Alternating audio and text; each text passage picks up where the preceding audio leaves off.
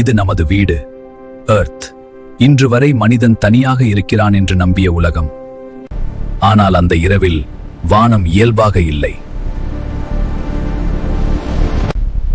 அவை விமானங்கள் அல்ல, செயற்கைக்கோள்கள் அல்ல, பறக்கும் தட்டுகள். உலகம் முழுவதும் ஒரே நொடியில் பீதி பரவியது. பறக்கும் தட்டிலிருந்து அவர்கள் வெளியே வந்தார்கள், மனிதர்கள் அல்ல. இது சமாதானமா அல்லது எச்சரிக்கையா? யாருக்கும் புரியவில்லை. அடுத்த நொடியில் சந்தேகம் முடிந்தது. தாக்குதல் தொடங்கியது.